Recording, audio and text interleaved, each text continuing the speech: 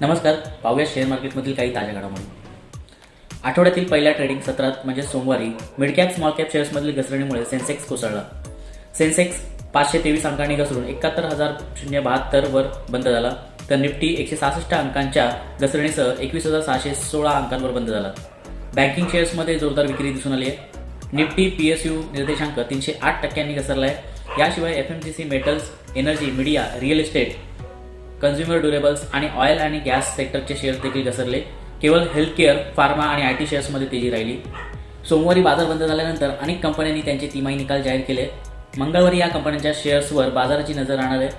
निकाल जाहीर करणाऱ्या कंपन्यांमध्ये झी मीडिया, टिळकनगर इंडस्ट्रीज आणि सनसेरा इंजिनिअरिंग या कंपन्यांचा समावेश आहे. तर त्यापैकी आता सुरुवातीला झी मीडिया. आर्थिक वर्ष 2024च्या तिसऱ्या तिमाहीत कंपनीचा तोटा वाढून 35.9 कोटी रुपये झाला आहे, की जो एका वर्षापूर्वी या तिमाहीत 19.2 कोटी रुपये होता. कंपनीचे उत्पन्न ही इयर ऑन इयर 171.2 कोटी रुपयांवरून 167.3 कोटी रुपयांवर घसरले. सोमवारी कंपनीचे शेअर 8.48% घसरून 15.10 रुपयांवर बंद झाले. Algae equipments. डिसेंबर 2023ला संपलेल्या तिमाहीत कंपनीचा नफा 84 कोटी झाला आहे, जो एका वर्षापूर्वी या तिमाहीत कंपनीचा नफा 80 कोटी होता. कंपनीचे उत्पन्न 733 कोटी रुपयांवरून वार्षिक 822 कोटी रुपये झाले. कंपनीचा एबिटा वाढून 131 कोटी झाला आहे, की जो एका वर्षापूर्वी या तिमाहीत 115 कोटी होता. कंपनीचे एबिटा मार्जिन 14.8%वरून 15.7% झाले. सोमवारी कंपनीचे शेअर्स 0.029% वाढीसह 680 रुपयांवर बंद झाले. सनसेरा इंजिनिअरिंग. डिसेंबर 2023ला संपलेल्या तिमाहीत कंपनीचा नफा 48 कोटी झाला आहे, की जो एका वर्षापूर्वी याच तिमाहीत 31 कोटी होता. तर कंपनीचे उत्पन्न 560 कोटी रुपयांवरून 713 कोटी रुपयांपर्यंत वाढले आणि एबिटा वाढून 120.6 कोटी झाला आहे. एका वर्षापूर्वी या तिमाहीत कंपनीने 89 कोटी रुपयांचा एबिटा नोंदवला होता. कंपनीचे मार्जिन दरवर्षी 15.9%वरून 16.9% वाढले. Tilaknagar industries limited. डिसेंबर अखेर संपलेल्या तिमाहीत कंपनीचा नफा 76 कोटी रुपयांवरून 44 कोटी रुपयांवर घसरला आहे. मात्र कंपनीचे वार्षिक उत्पन्न 303 कोटी रुपयांवरून 377 कोटी रुपयांपर्यंत वाढले. कंपनीचा एबिटा 51 कोटी रुपये झाला आहे, की जो वर्षभरापूर्वी या तिमाहीत 41 कोटी रुपये होता. एबिटा मार्जिन 13.4%वरून 13.7% वाढले. सोमवारी कंपनीचा शेअर 2.44% घसरणीसह 240 रुपयांवर बंद झाला. SAIL India. Steel authority of India limited SAIL ने त्यांचे तिमाही निकाल जाहीर केले. डिसेंबर अखेर संपलेल्या तिमाहीत कंपनीचा नफा आणि उत्पन्नात घट झाली आहे. आर्थिक वर्ष 2024च्या डिसेंबर तिमाहीत कंपनीचा नफा 542 कोटी रुपयांवरून 423 कोटी रुपयांवर घसरला आहे, तर कंपनीचे उत्पन्न 25,042 कोटी रुपयांवरून 23,349 कोटी रुपयांवर आले आहे. तिसऱ्या तिमाहीत कंपनीचा एबिटा वाढून 2,078 कोटींवरून 2,141 कोटींवर आला आहे, तर एबिटा मार्जिन 8.3%वरून 9.2% वाढले. सेल ही सार्वजनिक क्षेत्रातील कंपनी आहे. निकालांसह सेलने त्यांच्या गुंतवणूकदारांना प्रति शेअर ₹1 इंटरिम डिव्हिडंड जाहीर केला आहे. बोर्डाने बैठकीत ₹1 इंटरिम डिव्हिडंड जाहीर केला, असे सेलने एका एक्सचेंज फाईलमध्ये म्हटले आहे. डिव्हिडंडची रेकॉर्ड डेट 20 फेब्रुवारी 2024 ही आहे. सोमवारी सेलचा स्टॉक 7.63% घसरणीसह 123.45 रुपयांवर बंद झाला. गेल्या काही वर्षात कल्याण ज्वेलर्स आणि सेन्को गोल्ड नंतर आता आणखी एक ज्वेलरी उत्पादक कंपनी शेअर बाजारात IPO आणण्याच्या तयारीत आहे.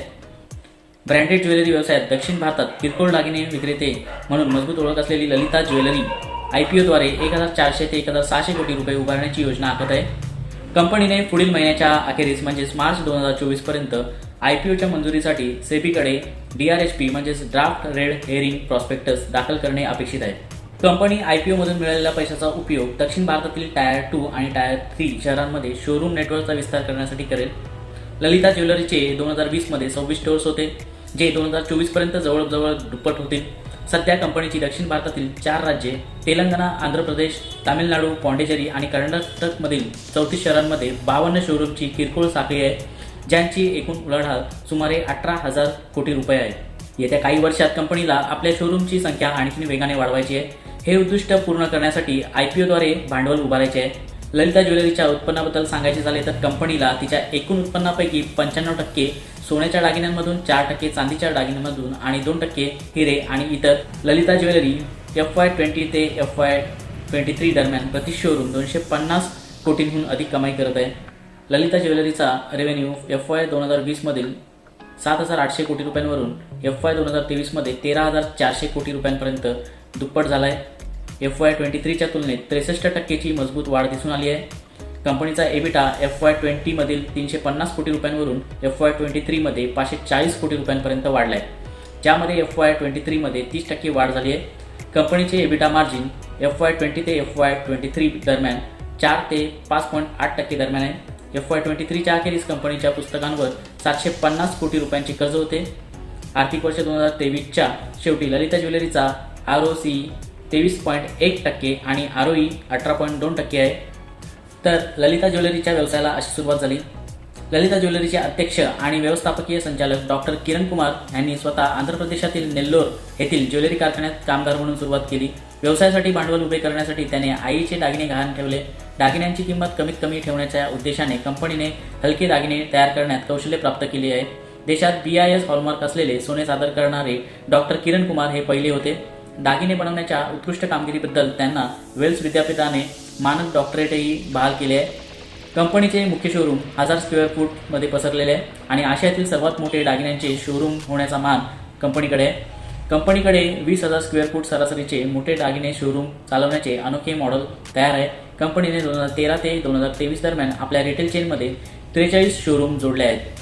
बाजार बंद झाल्यानंतर सुझलॉन एनर्जीबाबत मोठी बातमी आली आहे. कंपनीने नवीन CEOची नियुक्ती केली आहे. कंपनीने विवेक श्रीवास्तव यांची CEO म्हणून नियुक्ती केली आहे.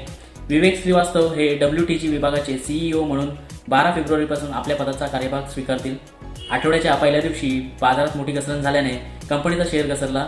कंपनीचे शेअर्स 2.36 अंकांनी घसरले. ते सुमारे 4.98% होते. या घसरणीनंतर शेअर 25.02 वर बंद झाला. कंपनीच्या स्टॉक रिटर्न्सबद्दल बोलायचे झाले तर कंपनीने 3 महिन्यात 17.19%, तर एका वर्षात 391.80% आणि 3 वर्षात 637.70% परतावा दिला आहे. कोल इंडियानेही त्यांचे तिमाही निकाल जाहीर केलेत. कंपनीच्या नफ्यात आणि उत्पन्नात वाढ झाली असून कोल इंडियाने आपल्या गुंतवणूकदारांना इंटरिम डिव्हिडंड जाहीर केला आहे. डिसेंबर 2023ला संपलेल्या तिमाहीत कंपनीचा नफा वाढून 7,719 कोटी रुपयांवरून 9,093.7 कोटी रुपये झाला आहे, तर कंपनीच्या उत्पन्नात 35,169 कोटी रुपयांवरून 36,154 कोटी रुपये झाले. कंपनीच्या नफ्यातील वाढ ही 17.8% आहे. कंपनीचा एबिटा 11,373.2 कोटी इतका झाला आहे, की जो मागील वर्षी याच तिमाहीत 10,389 कोटी होता. कंपनीचे मार्जिन 29.5% वरून 31.5% वाढले. कोल इंडियाने आर्थिक वर्ष 2023-24 साठी प्रति शेअर 5.25 रुपये इंटरिम डिव्हिडंड त्यांच्या गुंतवणूकदारांना जाहीर केला आहे. कंपनीने दुसऱ्या इंटरिम डिव्हिडंडसाठी 20 फेब्रुवारी 2024 ही रेकॉर्ड डेट निश्चित केली आहे. सोमवारी कोल इंडियाचा शेअर 4.80%च्या घसरणीसह 434.30 रुपयांवर बंद झाला. शेअरचा 52 वीक हाय 468.60 रुपये इतका आहे. तर गेल्या एका वर्षात कंपनीच्या शेअर्समध्ये 103.85% वाढ झाली आहे. HEG आर्थिक वर्ष 2023-24च्या ऑक्टोबर-डिसेंबर तिमाहीतील कंपनीचा नफा 105 कोटी रुपयांवरून 44 कोटी रुपयांवर घसरला आहे, तर कंपनीचे उत्पन्न 530 कोटींवरून 562 कोटी रुपये झाले. एबिटा 132 कोटी रुपयांवरून 87 कोटी रुपयांपर्यंत वाढला आहे. एबिटा 132 कोटी रुपयांवरून 87 कोटी रुपये झाला आहे. एबिटा मार्जिन 24.9% वरून 15.4% घसरले. सोमवारी कंपनीचे शेअर्स 6% घसरले आणि रुपये 1,762 वर बंद झाले. BLS इंटरनॅशनल सर्व्हिसेस आर्थिक वर्ष 2023-24च्या ऑक्टोबर-डिसेंबर तिमाहीतील कंपनीचा नफा 62 कोटी रुपयांवरून 84 कोटी रुपयांपर्यंत वाढला आहे आणि कोणत्याही बदलाशिवाय कंपनीचे उत्पन्न 438 कोटी रुपये आहे. एबिटा 84 कोटी रुपयांवर पोहोचला आहे. एबिटा मार्जिन 15.1% वरून 20.2% वाढले. तर सोमवारी कंपनीचे शेअर्स 6% घसरले आणि 362 रुपयांवर बंद झाले. JM फायनान्शियल शेअर आर्थिक वर्ष 2023-24च्या ऑक्टोबर-डिसेंबर तिमाहीत कंपनीचा नफा 240 कोटी रुपयांवरून 322 कोटी रुपयांपर्यंत वाढला आहे, तर कंपनीचे उत्पन्न 930 कोटी रुपयांवरून 1,236 कोटी रुपये झाले. सोमवारी कंपनीचे शेअर्स 6% घसरले आणि रुपये 97.85 वर बंद झाले. दिलीप बुल्डीकॉन आर्थिक वर्ष 2023-24च्या ऑक्टोबर-डिसेंबर तिमाहीतील कंपनीचा नफा 111 कोटी रुपयांवरून 107.4 कोटी रुपये झाले, तर कंपनीचे उत्पन्न 2,322.4 कोटी रुपयांवरून 2,876.8 कोटी रुपये झाले.